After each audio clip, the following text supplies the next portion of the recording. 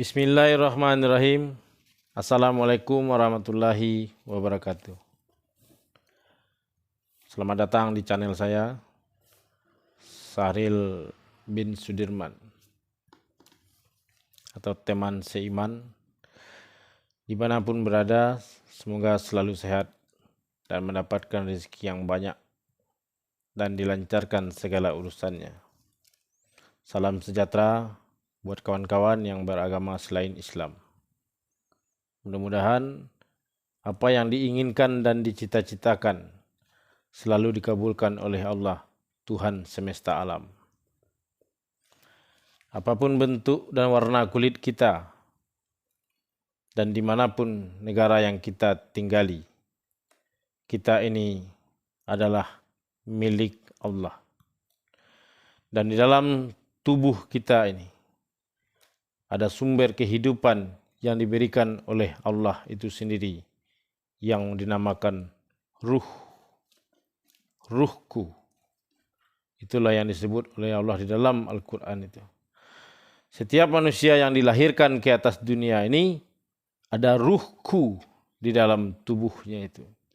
Ditiupkan oleh Allah ruhku di dalam rahim setiap ibu. Ketika daging itu, ketika janin itu berumur 3 bulan 10 hari. Dan kemudian ditiupkanlah ruhku oleh Allah itu ke dalam daging yang mati itu. Kemudian daging itu menjadi hidup dan dia berkata kepada Tuhan, tidak ada Tuhan selain Engkau. Itulah ucapan ketika janin itu di dalam rahim, dan setiap janin itu yang lahir ke dunia yang disebut bayi, maka dia itu lahir dalam keadaan fitrah dan suci. Kenapa? Karena dia belum melakukan perbuatan dosa. Dan dosa ini di agama manapun sama. Di agama Kristen itu ada surganya, ada nerakanya, ada kafirnya, juga ada murtadnya di situ. Di agama lain juga begitu. Ada kafirnya, ada sesatnya, ada setannya, ada yang dapat petunjuknya, ada yang tidak, ada yang masuk surga, dan juga ada yang masuk neraka. Jadi setelah diteliti, hampir setiap agama itu sama ajarannya itu. Tidak ada satupun agama di atas dunia ini yang mengajarkan tentang keburukan. Harus berbuat jahat, harus berbuat onar, harus arogan. Tidak ada. Agama itu semuanya mengajarkan tentang kebaikan dan kerendahan hati si pemeluknya itu. Nah, nama-namanya saja yang berbeda. Ada Islam, ada Kristen, ada Hindu, ada Buddha, ada Konghucu. Ya mungkin di luar negeri sana banyak lagi agama-agama yang namanya berbeda-beda. Tapi tujuan setiap agama itu sama. Kembali kepada Tuhan yang satu.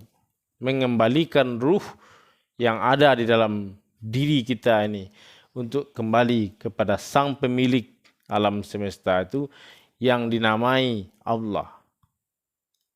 Allah itu nama, bukan wujud. Jadi pemilik alam semesta itu namanya Allah. Nah, ruh kita ini dari Allah disebutlah ruhku. Dan ruhku inilah yang harus dipulangkan kembali kepada Allah sesuai fitrahnya, suci dan bersih. Nah, itu yang harus kita perjuangkan selama kita hidup di atas dunia ini, untuk mengembalikan ruh ini supaya dia pulang kembali dalam keadaan fitrah. Jadi untuk mendapatkan atau belajar bagaimana caranya memfitrahkan atau mensucikan ruh itu, sampai dia itu kemudian dipisahkan dari daging yang ada di diri kita ini, daging, atau disebut kata besarnya itu tanah. Tubuh kita ini tanah yang diberikan kehidupan oleh Allah itu yang disebutkan ruhku, dan kemudian tanah yang mati ini kemudian menjadi hidup dan bisa berbicara, bisa melihat, bisa begini menggerak-gerakkan tangan dan sebagainya. Ini tanah yang dibentuk di dalam rahim setiap ibu kita, dan kemudian lahirlah dia ke atas dunia ini untuk menjadi perpanjangan tangan Tuhan, untuk berbuat baik kepada seluruh alam semesta ini. Itulah gunanya kita itu dihidupkan Tuhan ke atas dunia ini. Jadi yang pertama yang harus kita lakukan di atas dunia ini, kita ini harus menyadari untuk apa kita dihidupkan Tuhan ke atas dunia ini. Itu dulu yang harus kita ketahui. Nah, kalau kita sudah menyadari atau sudah mengetahui bahwa kita diutus ke dunia ini untuk menjadi perpanjangan tangan Allah, sifat Allah itu Maha Pengasih dan Maha Penyayang. Nah, maka kita harus menyampaikan sifat Allah itu kepada seluruh makhluk yang hidup di atas dunia ini, termasuk tumbuh-tumbuhan, hewan-hewan. Kita harus memberikan kasih sayang kepada mereka itu. Bunga yang ada di rumah itu harus disiram. Mungkin dia tidak bisa terkena air hujan. Kalau tidak, jangan memelihara bunga. Ikan yang di kolam itu harus dikasih makan. Kalau tidak mau mengasih makannya, jangan memelihara ikan. Itu namanya penzoliman. Memelihara burung di rumah boleh-boleh saja, tapi harus pasang. Karena setiap makhluk atau setiap binatang itu atau hewan itu dia butuh kawin untuk berkembang biak, biar keturunannya itu tidak punah. Nah, kalau kita tidak bisa berbuat seperti itu, sebaiknya jangan memelihara hewan. Takutnya hewan itu berdoa kepada Tuhannya, karena kita sudah menzolimi hewan itu. Dipelihara satu saja burung itu di kandang, entah jantan entah betina itu burung itu. Mungkin saat musim kawin dia pengen kawin, tapi karena dia di dalam sangkar, dikurung setiap hari, dia menjerit-jerit, berteriak-teriak, kita kira itu dia tuh sedang berkicau. Padahal dia tuh sedang minta kawin, mana pacar saya katanya. Mungkin burung itu sedang berteriak-teriak seperti itu. Tapi karena dangkalnya pemikiran kita, kita anggap itu kicauan yang indah. Ada kalanya burung-burung itu berkicau indah. Padahal di saat dia berkicau indah suaranya itu musim kawinnya burung. Jadi dia tuh minta kawin, tolong lepaskan saya mau kawin, saya mau nyari pasangan saya. Mungkin teriakannya seperti itu.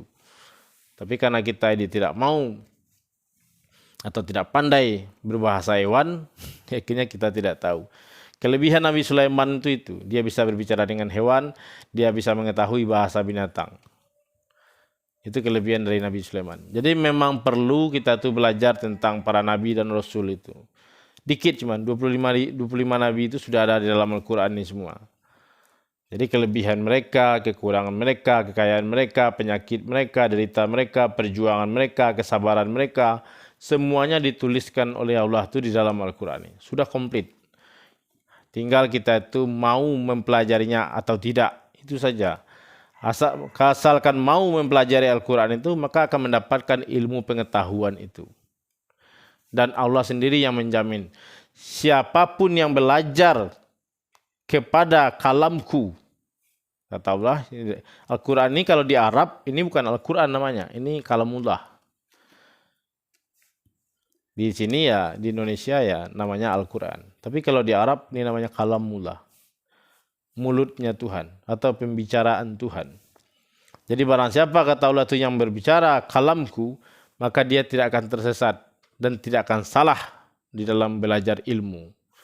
Nah, itulah kemudian saya terinspirasi untuk memberikan pelajaran-pelajaran yang ada di dalam Al-Quran ini kepada kawan-kawan.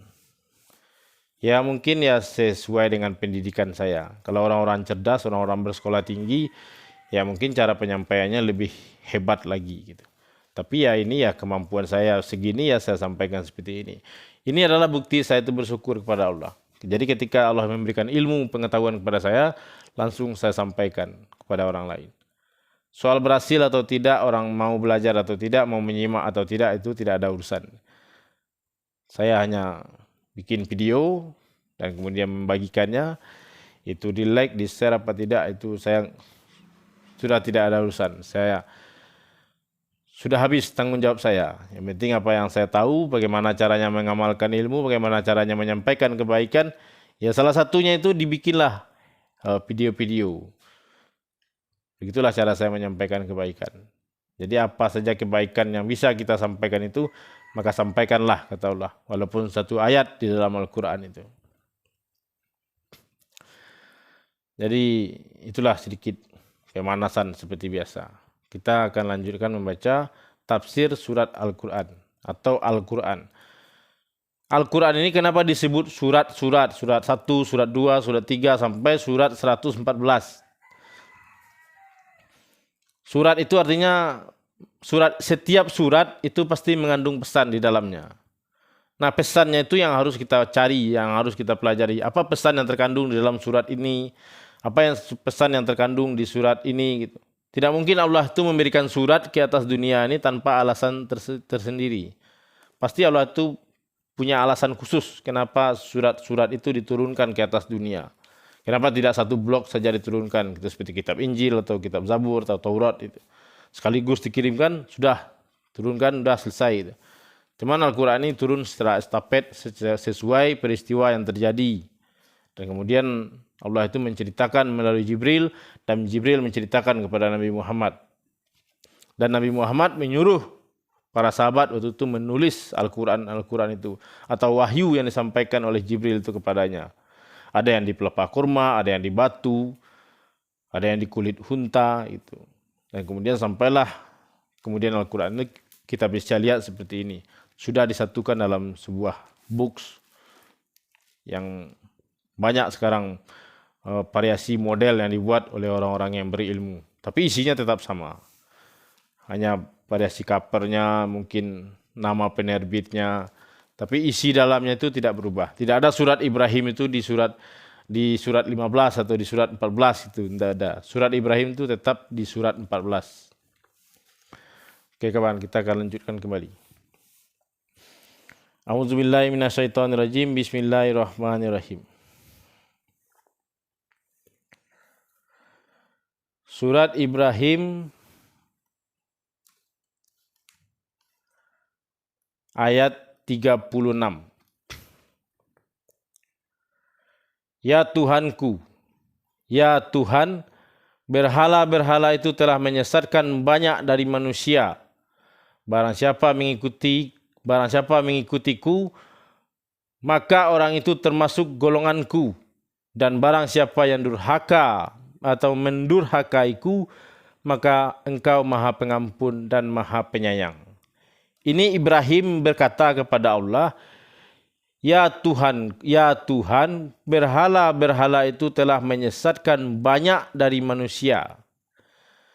Barang siapa mengikutiku, maka orang itu termasuk golonganku. Dan barang siapa mendurhakaiku, maka engkau Maha Pengampun dan Maha Penyayang. Ayat ini cukup jelas dan bisa dibaca dan dicerna artinya. Bahwa Nabi Ibrahim itu berkata kepada Tuhan, barang siapa yang mau ikut aku atau ajaran aku, kata Nabi Ibrahim, itulah golonganku. Dan barang siapa yang tidak mau ikut golonganku atau mendurhakai aku, kata Nabi Ibrahim, sesungguhnya engkau Maha Pengasih dan Maha Penyayang. Kata Ibrahim kepada Allah.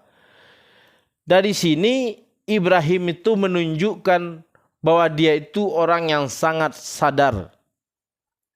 Maka solat itu salah satunya harus di makom Ibrahim. Jadi makom Ibrahim itu salah satu kunci atau tempat solat yang paling bagus itu di makom Ibrahim. Jadi jangan salah menafsirkan terjemahan. Ini kan yang saya baca ini terjemahan. Jadi solat yang paling bagus itu di makom Ibrahim. Artinya di kesadaran Nabi Ibrahim. Makom itu artinya kesadaran. Bukannya makom Ibrahim yang di Masjidil Haram itu, yang telapak kaki bekas batu telapak kaki Nabi Ibrahim, yang taruh di dalam kaca itu. Apabila orang itu tawaf itu ketemu makom itu, maka dia harus Allahumma sholli ala Sayyidina Ibrahim. bukan di situ solatnya. Sebagian orang yang salah menafsirkan berjamaah ini, dia solat, dia pikir itu makom Ibrahim. Makom itu artinya kesadaran Nabi Ibrahim. Jadi solat yang paling bagus itu sadar dengan kesadaran yang dimiliki oleh Nabi Ibrahim. Seperti Nabi Ibrahim, harus solatnya seperti itu. Itu baru disebut solat yang benar. Solat di atas kesadaran yang paling tinggi, yaitu kesadaran yang dimiliki oleh Nabi Ibrahim. Itulah tempat solat yang paling bagus. Nah, kita harus berjuang dan berusaha kalau ingin solat, solatlah seperti solatnya Nabi Ibrahim. Apa itu solat Nabi Ibrahim? Nabi Ibrahim itu tidak memaksa orang untuk ikut ajaran dia. Itu yang pertama.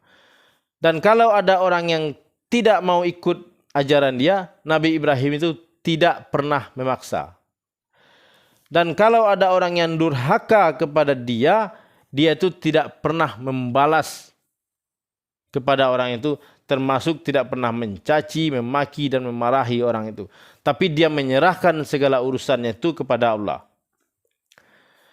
Maka engkau maha pengampun dan maha penyayang. Itulah kata Nabi Ibrahim. Jadi setiap orang yang salah jalannya, tidak mau ikut, tidak mau patuh kepada ajaran Nabi Ibrahim itu, Nabi Ibrahim itu tidak pernah berkecil hati.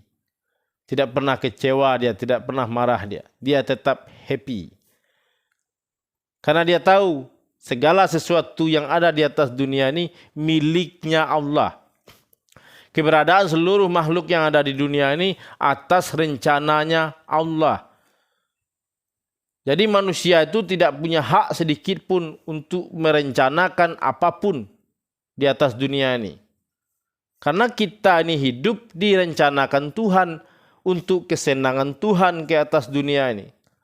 Jadi ketika kita membentuk atau membuat rencana yang baru, itu bisa terjadi, bisa tidak. Dan jika rencana kita itu tidak terjadi atau tidak terkabul, jangan berkecil hati. Karena sesungguhnya kita ini direncanakan Tuhan kelahirannya ke atas dunia ini.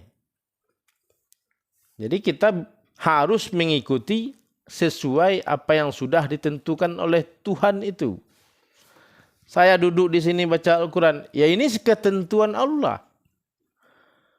Banyak orang yang belajar mengaji, tamat ini, tamat itu, tapi dia tidak mau membaca Al-Quran itu. Apalagi men-share, membagi-bagikannya ke kawan-kawan. Enggak mau dia. Bahkan membaca Al-Quran pun orang itu malas. Ditaruh aja di Al-Quran itu di kamar, dipajang. Tidak mau dibaca. Tapi ketika ditanya apa pedoman hidupmu? Al-Quran. Jadi ketika orang itu bisa membuka Al-Quran, memegang Al-Quran, apalagi membaca Al-Quran, itu adalah merupakan satu rahmat dari Allah yang harus kita syukuri. Jadi kalau kita itu tidak pandai mensyukuri nikmat Allah itu, maka dia tidak akan bisa menjadi rahmat. Rahmat itu di atas segala-galanya. Di atas nikmat, di atas rezeki, itu namanya rahmat. Apa gunanya badan kita ini sehat kalau bodoh? Badan gede, otot gede, tapi idiot. Apa gunanya kira-kira? Kan gak ada gunanya. Sedangkan manusia itu difirmankan Allah di dalam Quran itu, jadilah engkau manusia atau makhluk yang berguna untuk makhluk yang lain. Nah, kalau orang itu badannya sehat, semua segar bugar, tapi pikirannya tidak ada.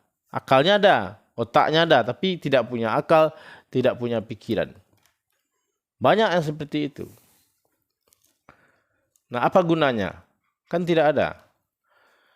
Nah, kita banyak duit, banyak harta, tapi penyakit di badan ada. Apa gunanya duit itu? Enggak ada juga. Makan nasi padang enggak boleh, kolesterol tinggi. Makan daging nggak boleh, kolesterol tinggi. Makan ikan asin nggak boleh, darah tinggi. Makan sayur-sayuran gado-gado nggak boleh. Lontong sayur nggak boleh, asam urat tinggi. Nah kan repot kita hidup jadinya. Serba nggak boleh. Duit banyak, bukan nggak ada duit. Kenapa duit banyak penyakit kok jadi banyak juga? Nah itu kan harus dipertanyakan. Jadi ketika kita itu punya duit pas-pasan, badan sehat, mata sehat, bisa melihat, bisa fokus. Ada juga orang yang matanya tidak fokus. Lihat bebek, dia bilang ini bebek pak, bukan, itu ayam katanya. Jadi dia lihat bebek, yang kelihatan sama dia ayam. Akhirnya orang itu berantem. Karena matanya itu tidak fokus. Jadi ketika ada dua hewan, yang satu bebek, yang satu ayam, yang temannya bilang itu ayam, yang lagi makan, dia bilang yang lagi makan itu ayam, bukan bebek. Padahal yang makan itu bebek, bukan ayam. Akhirnya orang itu berantem.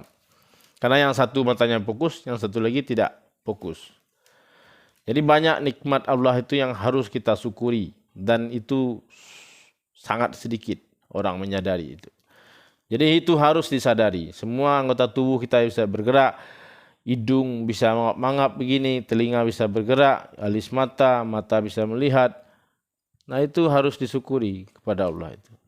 Cara mensyukurinya itu kita berbuat kepada orang lain. Sebagaimana Allah itu berbuat baik kepada kita. Oke kawan, kita lanjutkan kembali.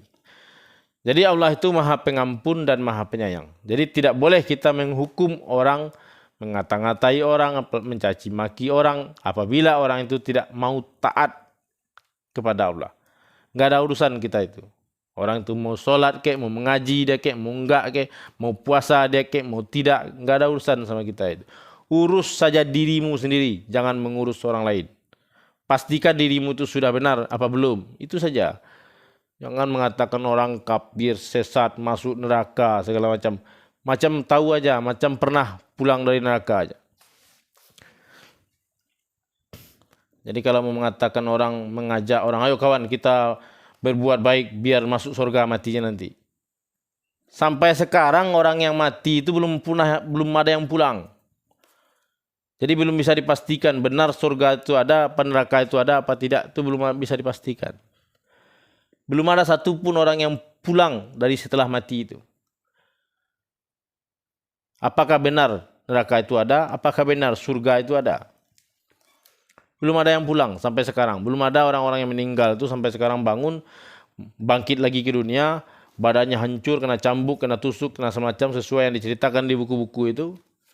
Nah barulah orang itu boleh bercerita. Saya ini di neraka nih bro, disiksa kemarin tuh 3 bulan. Nah nih bekasnya nih, masih ada nih, hancur semua badan saya nih. Nah itu boleh tuh dia tuh bercerita tentang neraka. Boleh dia mengancam-ancam orang, kamu kalau tidak sholat masuk neraka, siksa kayak saya nih ntar, hancur muka nih, mata tinggal satu nih, tusuk pakai besi panjang, tembus sampai ke belakang, ini bekasnya nih. Nah, itu boleh kita bercerita seperti itu, kalau sudah mengalami. Tapi kalau belum mengalaminya, jangan bercerita. Itu bohong namanya. Jadi ceritakanlah yang sudah kamu alami. Jangan cerita sudah pernah naik ke Gunung Merapi, tapi belum pernah naik ke sana, hanya lihat di TV saja. Itu bohong juga namanya. Jadi kalau berani menceritakan sudah pernah naik ke Bukit Merapi, itu harus pernah naik secara benaran ke atas itu. Tapi kalau tidak, jangan bercerita. Begitu juga dengan surga. Mengajak orang bersedekah, ngajak orang sholat. Ayo bro, sholat, ayo bersedekah. Biar matinya nanti masuk surga. Siapa yang jamin? Karena belum ada orang yang sudah meninggal itu pulang lagi ke dunia. Saya ini mati nih bro, udah tahun lebih di surga. Ini kangen saya nih balik-balik ke dunia, ngelihat kawan-kawan, menyapa gitu. Enak di sana di surga, ditemani bidadari terus saya. Satu kamar ada 7 ranjang dan 7 ranjang itu ada 7 bidadarinya. Enak di surga itu, ayolah sedekah. Nah kalau ada bukti nyata seperti itu, pasti orang itu akan berduyun-duyun. Dia sholat, bersedekah, biar mati nanti masuk surga, dikasih bidadari-bidadari semua, laki-laki itu. Yang kasihannya perempuannya itu. Nanti kalau perempuan itu dicampakkan kemana? Karena tidak semua perempuan itu cantik. Kalau bidadari pasti cantik, nggak mungkin enggak. Mana ada bidadari jelek? Pasti bidadari itu cantik. Nah, itulah janji-janji yang ada di dalam Al-Quran itu hadis. Nah, itu bisa iya, bisa tidak. Tapi menyuruh orang untuk beribadah dengan imbalan dan ancaman, itu nggak boleh. Ya, kalau mengajak orang beramal, mengajak orang sholat, mengajak orang mengaji, mengajak orang bersedekah, berinfak, berfidyah, itu hanya untuk kebaikannya dirinya saja. Itu bagus. Itu. Tapi kalau diiming-imingi dengan ini, itu, dan segala macam, itu tidak bagus. Jadi sadar itu di dalam hidup sangat penting. Kita lanjutkan surat Ibrahim, surat 14, ayat ke-37. Ya Tuhanku, ya Tuhan, sesungguhnya aku telah menempatkan sebagian keturunanku di lembah yang tidak mempunyai tanam-tanaman, di dekat rumah Engkau, Baitullah yang dihormati. Ya Tuhan, yang demikian itu agar mereka melaksanakan solat, maka jadikanlah hati sebagian manusia cenderung kepada mereka, dan berilah mereka rezeki dari buah-buahan, mudah-mudahan mereka bersyukur. Nah, ini terjemahan 34. Jadi Nabi Ibrahim ini mengatakan, ya Tuhanku, aku telah menempatkan sebagian keturunanku di lembah yang tidak mempunyai tanam-tanaman. Ini disimak artinya ya. Di dekat rumah Engkau. Jadi sebelum Nabi Ibrahim itu pergi ke lembah itu, yang disebut tanah haram itu rumah Allah itu sudah ada di sana. Baitullah itu bangunan pertama yang didirikan oleh Allah di atas dunia ini. Sebelum Adam itu dikeluarkan dari surga, itu sudah ada Baitullah. Nah, ketika Nabi Ibrahim itu ke sana, dia bertemu Hajar, menikah di situ, lahir Ismail, dan kemudian setelah Ismail itu dewasa, disuruh meninggikan pondasi Baitullah atau Mekah itu, yang berserakan kemana-mana batunya itu karena dihantam banjir waktu di zaman Nabi Nuh. Jadi Nabi Ibrahim itu bukan disuruh membuat Ka'bah, tapi meninggikan pondasi Ka'bah yang sudah ada. Itu syariatnya seperti itu. Hakikatnya seperti apa? Setiap manusia itu sudah ada imannya masing-masing. Sudah yakin dan percaya dia bahwa seluruh alam semesta ini ada pemiliknya. Dia itu hanya tidak tahu siapa nama pemiliknya itu. Di dalam Islam disebut Allah. Ya, dalam Kristen disebut Allah. Ya, mungkin di agama lain macam-macam dia menyebut nama sang pemilik alam semesta itu. Dan kemudian iman-iman mereka itu ditinggikan atau ditambahkan oleh Nabi Ibrahim dengan ajaran-ajaran yang jelas seperti diturunkan keturunan-keturunan beliau yang disebut para nabi dan rasul itu. Sampai akhirnya mentoklah di Nabi Muhammad. Ditinggikan terus pondasi Islam itu, pondasi iman kita itu, sampailah dia mencapai Islam. Islam itu artinya pasrah total kepada keputusan Allah dan menerima apapun yang diberikan oleh Allah kepada kita ini tanpa komplain. Hidung saya ini pesek, tidak ada tulangnya. Tapi saya tidak komplain kepada Allah itu. Kenapa hidung orang bule itu kok mancung-mancung, panjang-panjang hidungnya. Kok hidung saya tidak bertulang? Itu kan pemberian Allah itu. Ya, saya tidak bisa komplain dan saya tidak mau mengomplain kepada Allah. Karena saya ini berusaha untuk menjadi orang Islam.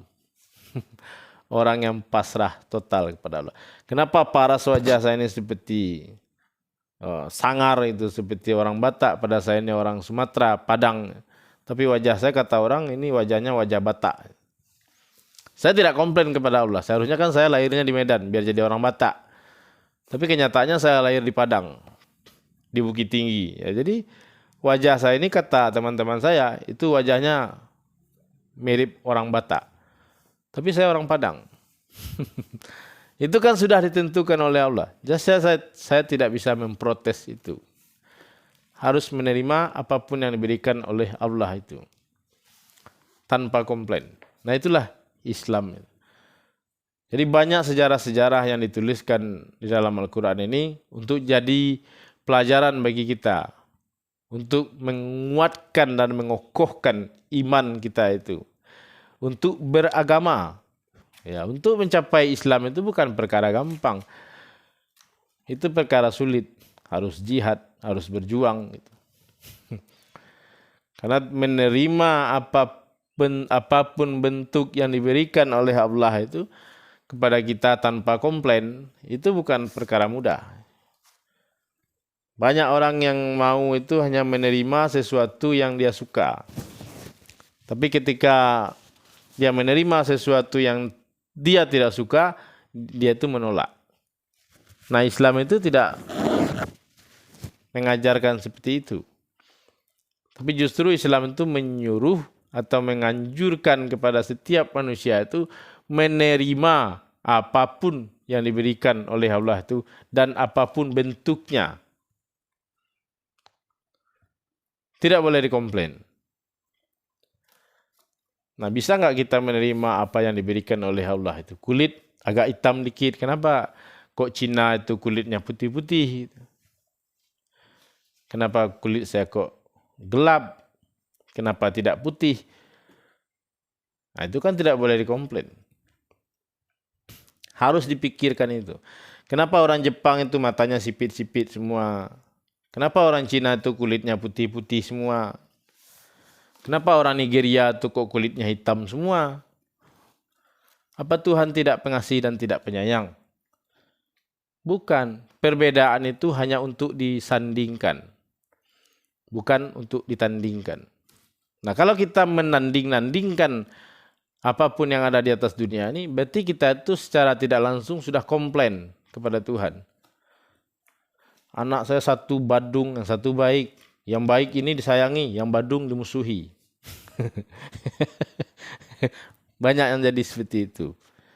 Ini anak saya ini soleh, soleha dia. Yang satu itu bukan tuh, anak pungut. Dapat di tong sampah. Nakal, bandel, jahat. Nah, kan itu tidak benar. Itu sama dengan menghina Allah.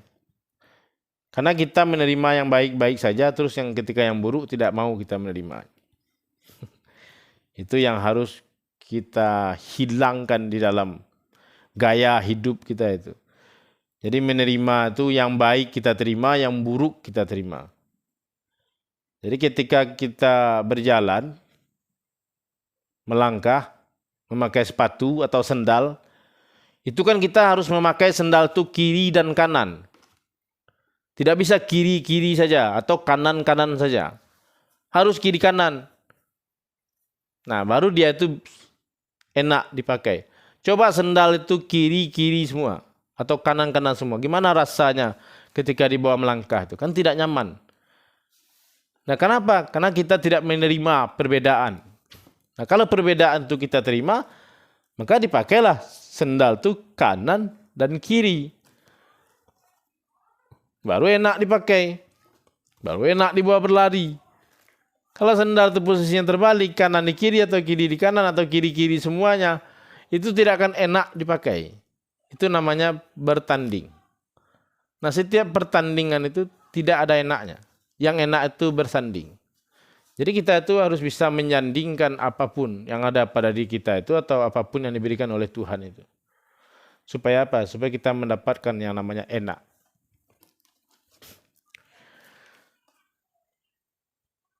Kalau kita tidak mau menyanding, tidak mau bersanding, atau menyandingkan apapun yang kita terima atau apapun yang kita miliki, maka hati kita itu akan rusak. Ketika anak kita yang satu patuh, yang satu tidak, komplain pada Tuhan. Kita pengen pergi kondangan, tahu-tahu hujan gede, komplain juga kepada Tuhan. Cabai baru ditanam, tahu-tahu panas terus, nggak hujan-hujan, mati itu cabai, nggak jadi tumbuh. Komplain juga kepada Tuhan.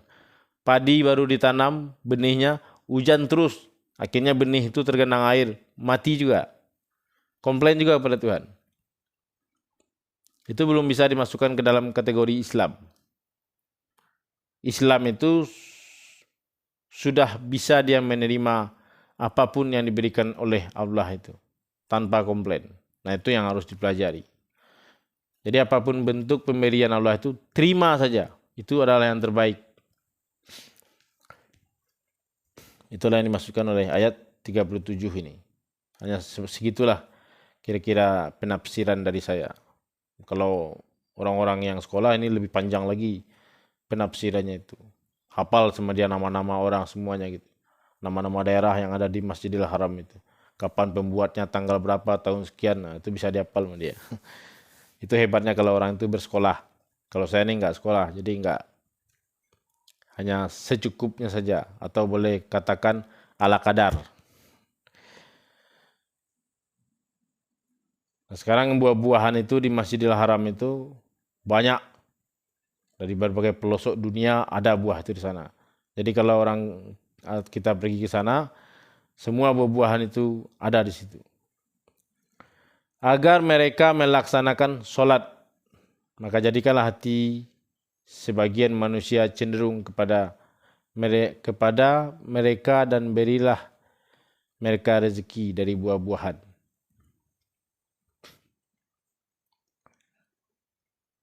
Jadi Nabi Ibrahim itu berharap dan berdoa, itu saja dia kepada Tuhan. Tapi di sini dia tidak memerintah Allah.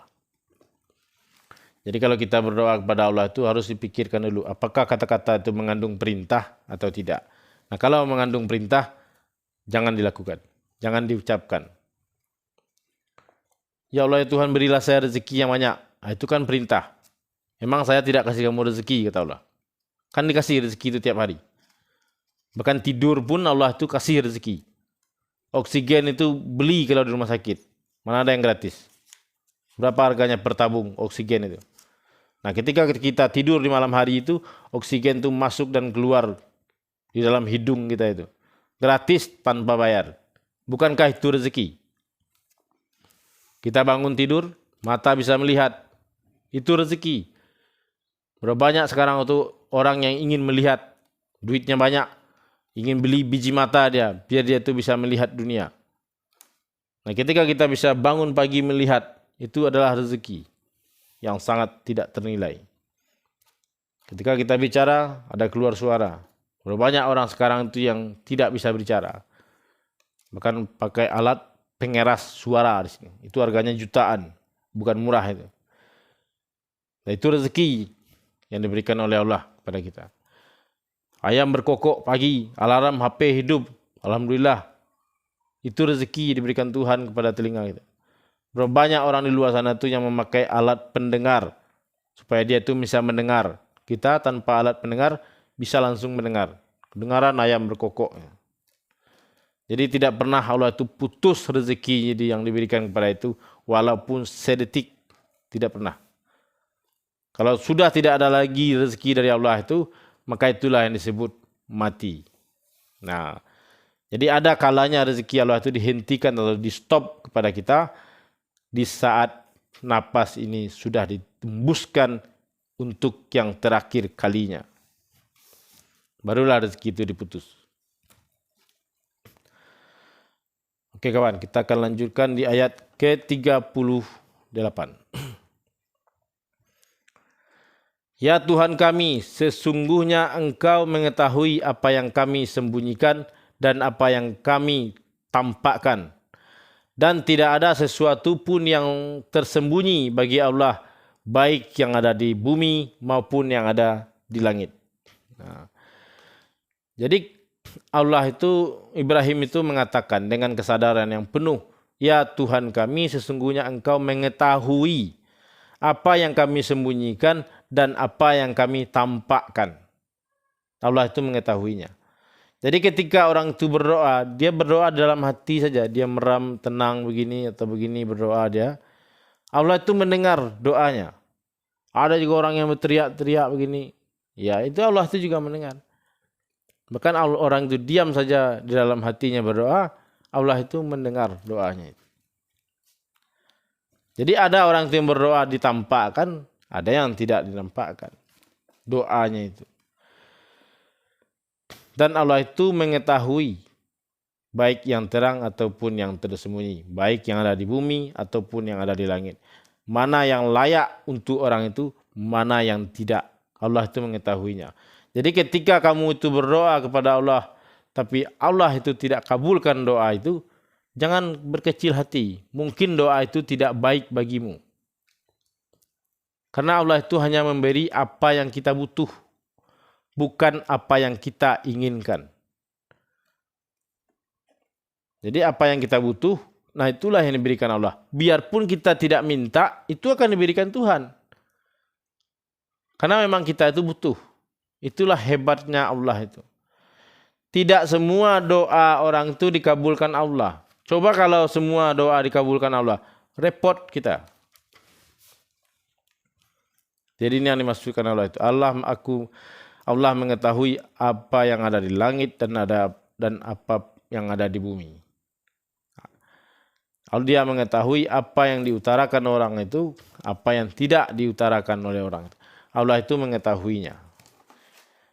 Jadi kalau bisa setiap hari kita membaca Al-Quran, ya kalau tidak ada yang mendengarkan ya kita bikin video seperti saya ini, tidak ada kawan-kawan saya yang tidak ada jemaah, tidak ada kawan-kawan, ya nggak apa-apa. Nanti saya bagikan ke media sosial, itu akan dibaca orang dan akan didengar orang. Ya mudah-mudahan bermanfaat. Ada pelajaran yang bisa diambil. Kan orang itu menyampaikan ilmu tidak harus sama. Biarpun orang itu sekolah di tempat yang sama, tapi tidak mesti cara dia menyampaikan kebaikan itu harus sama, kan tidak. Jadi ketika kita itu berdoa, ingat ya, doa semua orang yang ada di atas dunia ini berdoa kepada Tuhan. Tidak ada yang tidak berdoa. Ada yang melalui handphone. Ya Allah, murahkanlah rezeki saya. Banyakkanlah pasien saya hari ini. Kebetulan dia itu dokter.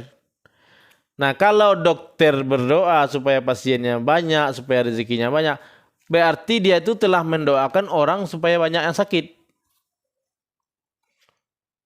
Ya karena tidak mungkin orang datang ke dokter kalau dia tidak sakit. Nah, bagaimana cara Allah memberikan rezeki kepada dokter itu? Ya disakitkan. Ada orang yang disakitkan jantungnya, lipernya, ginjalnya, matanya, tenggorokannya. Pergi dia ke dokter. Nah, dengan adanya pasien itu, dokter itu kan mendapatkan rezeki. Semakin banyak pasiennya itu, rezekinya semakin banyak. Jadi jangan dikira dokter itu tidak berdoa. Saya kalau meriang, pusing datang ke dokter, apa ucapan yang pertama diucapkan dokter itu? Alhamdulillah, Pak Saril datang. Ini rezeki saya katanya. Jadi ketika kita sakit datang ke dokter, dokter itu bilang terima kasih ya Allah. Rezeki saya sudah sampai di sini. Tinggal diperiksa-periksa, tulis-tulis, bawa ke depan 100.000. Datang lagi pasien satu lagi, alhamdulillah datang lagi katanya. Jadi setiap hari dokter itu berdoa supaya pasiennya itu banyak. Itu artinya dia berdoa supaya orang tiap hari itu banyak sakit.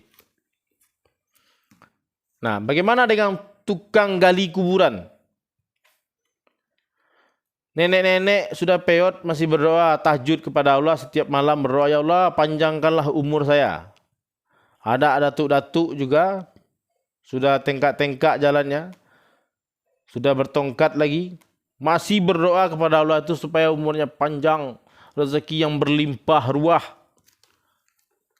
Malam bangun lagi itu sholat tahajud. Tukang kuburan juga bangun malam itu, sholat tahajud juga dia. Ya Allah, mudah-mudahan besok banyak rezeki saya. Ini kontrakan rumah udah 2 bulan nggak dibayar, nanti diusir saya. Ya Allah, tolong ya Allah supaya banyak rezeki saya besok. Ini doa tukang gali kuburan. Yaitu artinya kan dia mendoakan besok supaya orang banyak yang mati. Kalau tidak banyak orang mati, tidak mungkin tukang gali kuburan itu dapat rezeki yang banyak. Dari mana dia dapat rezeki yang banyak? Kalau tidak ada orang yang mati. Jadi tukang gali kuburan itu berdoa juga setiap malam supaya orang itu banyak yang mati. Dengan banyaknya orang mati, banyaklah orderan. Gali kubur sini, ini belum selesai, udah datang lagi satu lagi. Pak, ini ada lagi nih. Satu lagi nih dari RT sekian. Nah iya tenang, sip. Senang dia, alhamdulillah, dapat rezeki banyak. Hari ini berapa Pak? Dapat sepi cuma 4. Cuma 4 lobang hari ini, sepi katanya. Kemarin bagus tuh, dapat 6 lobang. Berarti kan 6 orang mati. Jadi semua orang yang hidup dan berprofesi di dunia ini tidak ada yang tidak berdoa. Tukang bengkel juga berdoa dia, supaya mobil orang tuh pada rusak, motor orang tuh pada rusak, biar dia kebagian rezeki. Tukang tas, tukang baju, tukang celana, semuanya itu berdoa supaya pakaian orang tuh cepat rusak, biar beli yang baru. Jadi tidak ada orang yang tidak berdoa di atas dunia ini. Nah, hebatnya Allah itu tidak semua doa orang itu dikabulkan, tapi diatur oleh Allah itu sedemikian rupa sehingga rezeki orang itu sesuai dengan kebutuhannya saja. Mana ada orang yang tidak berdoa ingin kaya, ingin sukses, malah macam itu. Berdoa orang itu, tapi kaya tidak? Enggak. Duitnya banyak, kemudian dapat penyakit banyak juga. Akhirnya apa? Pergi ke rumah sakit ini bayar 300 juta, opor lagi ke rumah sakit ini bayar lagi 300 juta. Begitulah cara Allah itu membagi-bagikan rezeki di atas dunia ini. Jadi ketika kita sakit, duit ada, masuk rumah sakit, bayar dokter ini sekian ratus juta, dokter ini sekian ratus juta. Itu harus disyukuri kepada Allah. Begitulah cara Allah itu menyampaikan rezeki. Baju rusak, sudah sobek, masih dipakai juga, buang, beli yang baru. Karena konveksi itu punya istri, punya anak dia. Dia bikin baju, buat dijual. Kalau tidak dibeli dagangan dia, nanti istri dan anaknya nggak makan. Jadi sistemnya begitu, cara Allah itu membagikan rezeki. Jadi itu yang harus kita sadari di dalam hidup itu. Biar kita itu hidupnya itu benar. Tidak menyalahkan orang lain, sibuk menyalahkan agama lain salah, sesat dan segala macam. Pikirkan diri itu kita ini sebagai manusia. Itu apa yang harus kita lakukan sebagai manusia. Menjadi perpanjangan tangan Allah di atas dunia ini. Pengasih dan penyayang. Sudah, itu saja. Amalkan saja yang dua itu. Itu akan jadi orang hebat kita. Oke kawan, kita lanjutkan di lain waktu. Assalamualaikum warahmatullahi wabarakatuh.